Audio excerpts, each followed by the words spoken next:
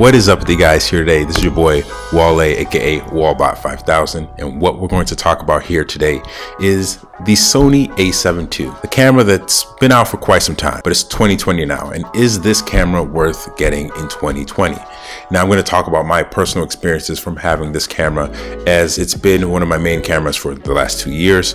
I've had a ton of fun shooting with it, and we're going to kind of break down the advantages, disadvantages, and my final verdict on if you should or shouldn't get this camera. Don't forget to go ahead and subscribe if you love anything photography related. We're going to be going through so much on this channel. We already got so much coming soon, so go ahead and hit that notification bell, subscribe, and like if you actually like the video. Let's go ahead and talk about the Sony A7II, the camera that really kind of changed gears for a lot of people's opinions on what Sony was or what it could become, as they completely even changed the ergonomics from the Sony A7 to the Sony A7II from this camera. So let's go ahead and just talk about this camera for a second. The Sony A7II boasts a really nice 24 megapixel sensor, full frame, with a lot of really great performance in under low light conditions. And this camera does have some pretty nice features for the time it has been released. Now this camera does do pretty nice in video. It doesn't record 4K or anything up to those levels, but it records 1080p at a pretty nice rate as well. Another good advantage for this camera is that this is one of the cameras that first started allowing you to use picture profile options for the Sony, as the Sony A7S did allow you to, but the Sony A7R didn't. And I don't believe the Sony A7 as well allowed you with many picture profiles as the Sony A7II had. So this provided you with a lot of capabilities to really color grade your images in body to kind of get the preferred look from your camera. Another really big pro to this camera that I think is the biggest selling point out of any of the Sony cameras is the fact that since it is a mirrorless system, you can adapt a ton of lenses to this thing. I literally only have one Sony lens, and it is the Sony Kit Lens that I'm recording on right now. And if you've seen in my previous video, the Sony Kit Lens is about one of the better kit lenses you can possibly find for any manufacturer, aside from probably Fuji. Another really good advantage of the Sony A7II is that it's super compact and it's super small. So I could stuff this in my bag. I don't have to worry when I'm on the train or if I'm walking to and from work. This camera is extremely convenient for someone who's just a casual shooter to have. Another really big pro of this camera is that the price point now is such at a reasonable rate that you can get this camera easily for under $900 easily. But if you could find this camera for around $700, more power to you.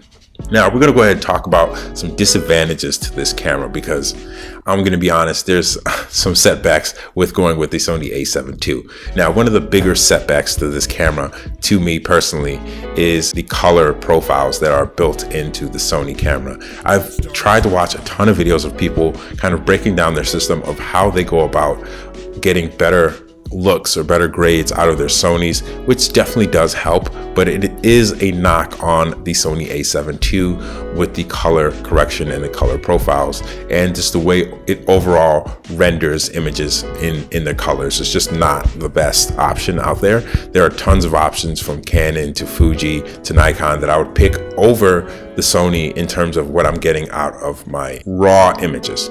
Now, another disadvantage to this camera is that I've had tons and tons of problems with this camera either overheating or not functioning immediately when I want to use it. This is not a street photographer's camera by any means, simply because with the mirrorless system, it takes a while for the entire system of the camera to kind of function before you can even take a photo. So there's many instances where I'm in the studio or I'm doing street photography and I see a photo that's a moment that I cannot lose, and because the mirrorless system is kind of slow on booting itself up after you turn it off and turn it on again, I've missed countless shots because of this scenario.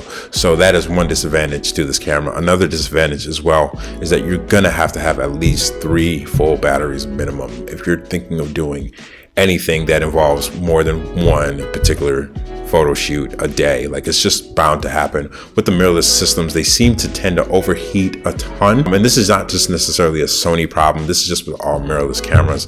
The Nikon Z6s, I haven't heard any negative reviews about those with the battery. But for most part, if you're having a mirrorless system, that's bound to happen. Now, a lot of people have ragged on the menu of the Sonys. I don't think it's that really big of a problem once you get used to them. With all that being said, here's my final verdict of the Sony A7 II, and if you should get it, if you should not get it. Now, disclaimer, the one thing that you should automatically always focus on if you're looking for a new review for a lens, a new camera, a new accessory for your camera, and so on, you need to identify who you are as a photographer or who you are as a shooter, because if you don't, then you're not going to be able to get a good idea of what camera you need. Even though the Sony A7 II, you can get this at a really good price point in this year of 2020, I will say that I personally would not have recommended this camera to me if I was to get a camera in this decade for the style that I shoot, because I love to do a lot of fast pace, a lot of street photography, and a lot of portraits and studio work, that this camera sometimes fails a ton of times on me. Like, it's an abnormal amount of times that I have an error on my Sony camera and I have to turn it on and off again and it starts working.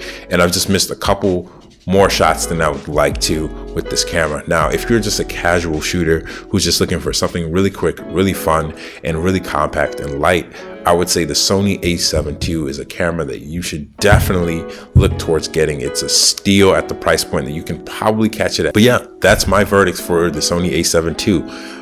What are your thoughts on it? If you have this camera, do you love it? If you don't have this camera, why are you looking at getting it? But definitely let me know, what are your thoughts about this camera? With that being said, it's your boy Wale, and I'm out, y'all. Thank you guys for watching this video. Hope you have a good day. Peace.